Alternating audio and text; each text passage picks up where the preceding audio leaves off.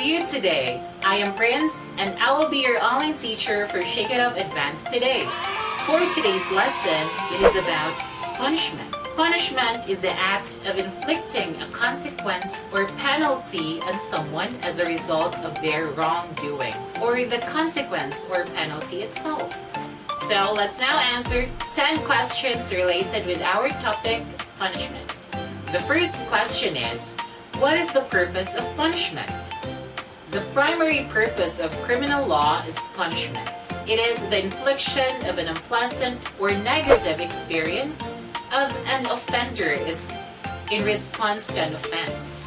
The objectives of punishment include deterrence, retribution, incapacitation, rehabilitation, and reparation. The number 2 is, how should teachers punish bad students? Teachers who include punishment as one element of a behavior plan are most likely to experience success if their plan follows these guidelines. Punishment is paired with positive reinforcement, and the power of punishment techniques is that they can rapidly decrease a student's rate of problem behaviors. The third question is, are natural disasters God's punishment for sin? The reason for natural disasters is not to punish or warn especially sinful people. If they were punishing sin, we would all experience them all the time. In our fallen world, there will always be disasters, and relatively good people will suffer alongside relatively bad people. But those who listen to Jesus will find a salutary warning in those disasters. Every disaster reminds us that the real judgment is coming, which will be totally just, and that God offers an eternity without evil for those who turn to Him in repentance. The fourth question is, do you think death penalty is a good idea? Is death penalty okay? If you murder someone, don't you lose the right to stay alive yourself? The death penalty, also called capital punishment, is when a government or state puts a person to death because they have committed a serious crime. Imagine how you'd feel if someone in your family committed murder and was sentenced to death. You would be incredibly sad and upset, and why should you be punished? You didn't do anything wrong. At least if they were just in prison, you could still visit them. The fifth question is, do you think punishment is a good way to teach young people a lesson? Remember, if your child is misbehaving because she doesn't know the appropriate behavior, then it isn't actually misbehavior, and simply teaching her is sufficient. But if she knows the right behavior and her connection with you is strong and she is still misbehaving, then it means she's struggling with big feelings that are overriding her desire to follow your lead. The sixth question is, would you rather be dead than spend life in jail? I think I would rather spend my life in prison. Not as much for myself, but for the ones who care for me. If I had someone I knew, I would want them to choose prison, so I could visit them and hope that they might get free one day. I don't want to put the people I love in pain because I chose death over living. The seventh question is, should prisoners be required to work? The old cliche is true.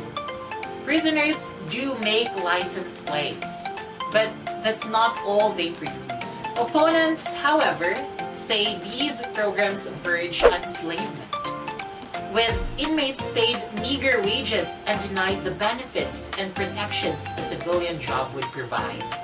Those who run these programs say that the training they offer is essential for preparing prisoners to succeed in the outside world after release.